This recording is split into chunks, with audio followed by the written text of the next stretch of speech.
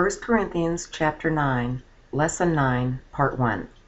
The question of food sacrificed to idols, chapter 8, touched on Christian liberty. For that matter, chapter 6 explored the topic of Christian liberty tempered by love. Now Paul expands that topic using his own situation as an example. Some were evidently questioning Paul's credentials of apostleship. 1 Corinthians 9:1. Am I not free?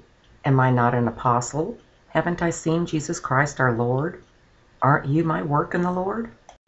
Paul affirmed his status, that being especially true with these his spiritual children in Corinth. 1 Corinthians 9:2. If to others I am not an apostle, yet at least I am to you, for you are the seal of my apostleship in the Lord. Full-time gospel workers deserve to have their physical needs met by those who benefit spiritually from the worker. 1 Corinthians 9:3-8. My defense to those who examine me is this: have we no right to eat and to drink? Have we no right to take along a wife who is a believer, even as the rest of the apostles and the brothers of the Lord and Cephas? Or have only Barnabas and I no right to work? What soldier ever serves at his own expense? Who plants a vineyard and doesn't eat its fruits? Or who feeds a flock and doesn't drink from the flock's milk? Do I speak these things according to the ways of men? Or doesn't the law also say the same thing? 1 Corinthians 9:9-12. For it is written in the law of Moses, you shall not muzzle an ox while he treads out the grain. Is it for the oxen that God cares, or does he say it assuredly for our sake?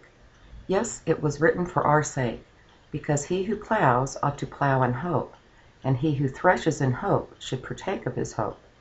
If we sow to you spiritual things, it is a great thing if we reap your fleshly things. If others partake of this right over you, don't we yet more?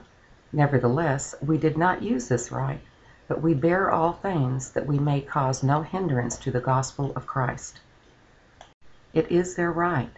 1 Corinthians 9:13. Don't you know that those who serve around sacred things eat from the things of the temple, and those who wait on the altar have their portion with the altar? In fact, it is a command from the Lord. See Matthew 10:10 and Luke 10:8. 1 Corinthians 9:14. Even so the Lord ordained that those who proclaim the gospel should live from the gospel. 1 Corinthians chapter 9, Lesson 9, Part 1, the end.